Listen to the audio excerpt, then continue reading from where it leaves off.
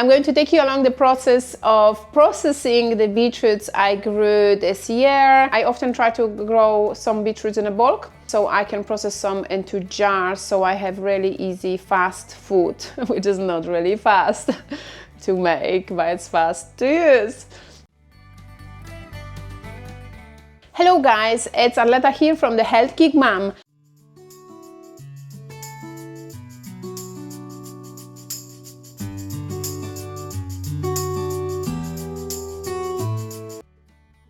Okay, let's start. Here are all the ingredients. You can find the list as well in the description box, but I must say these are estimates and they may vary depending how you like to season it.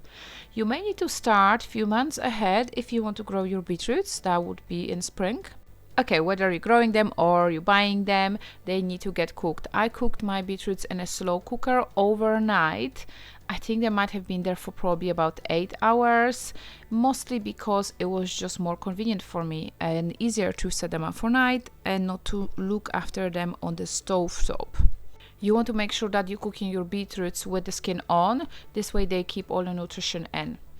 Once you have that, you need to prepare other ingredients. So I'm peeling some onions here. My girls are helping me, of course. The main other ingredients used apart from onions and beetroots is the apples.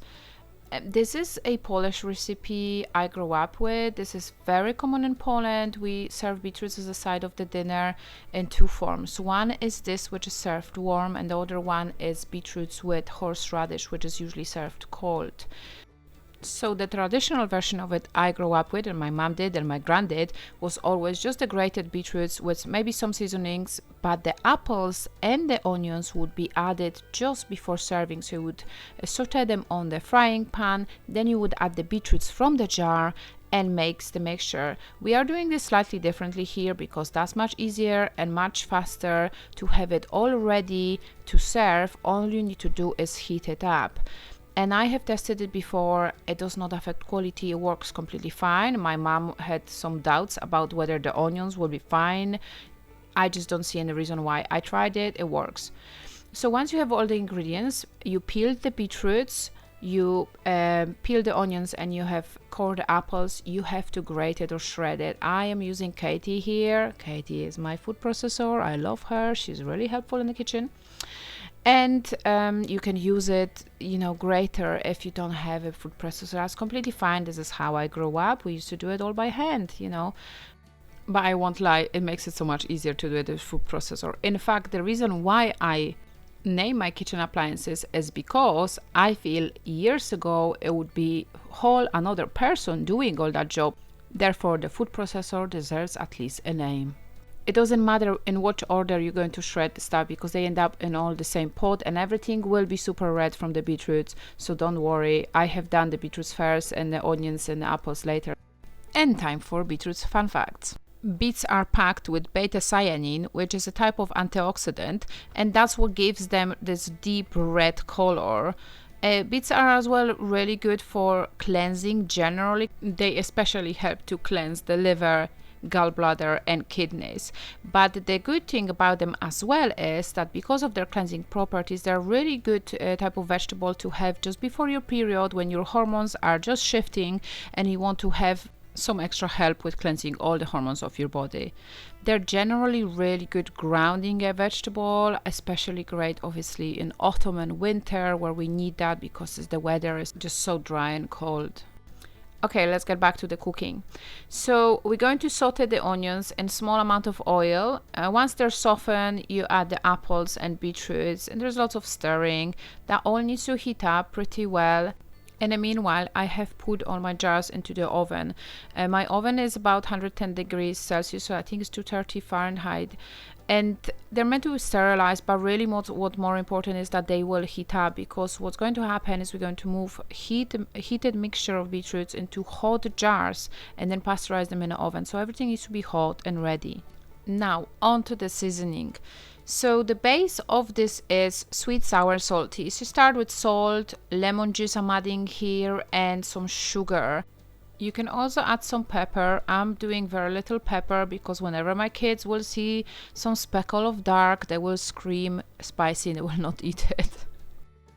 Once you put all the seasoning, you obviously need to stir it very well, and you need to leave it for about 20 minutes. I honestly have rushed this process through because I really wanted to go to sleep. It was late. After I tasted that, I readjusted the seasoning, generally adding a bit more salt, sweet and sour. And I think I ran out of lemon juice. That's why I added apple cider vinegar, but you can add either. There's a slight difference to flavor from lemon juice. The thing is that if you taste it immediately after, it's going to taste a bit odd. So that's why the 20 minutes is needed, because you may overdo the seasoning and then it will be too punchy. You need to still taste the beetroots, they're meant to be the hero in it. Once I'm happy with the seasoning, I'm putting it in a hot jars, which I took straight from the oven. So generally speaking, I'm packing them very tightly. There's nothing else added to this. The only moisture in this is from the lemon juice and obviously juice from the beetroots, all the seasoning. So that's all the moisture in the jars. I'm not adding anything else.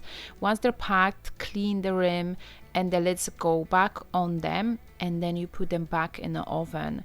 So you want to do it fairly fast because you don't want the heat to escape from the cooked beetroots, because otherwise you will need to pasteurize it for a bit longer, which, to be fair, it's not the end of the world.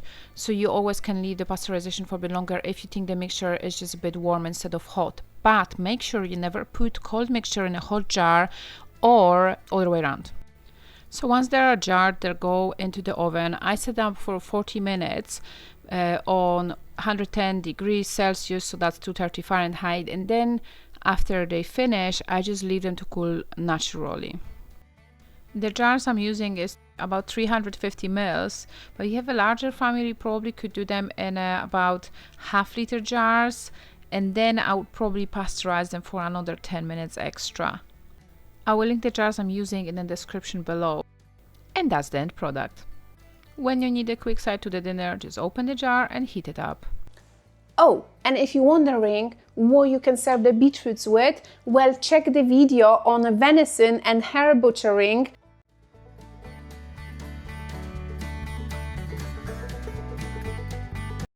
If you liked it, please let me know. Click the like button, subscribe if you want to hear more about a natural, unprocessed, simple living. Until the next time!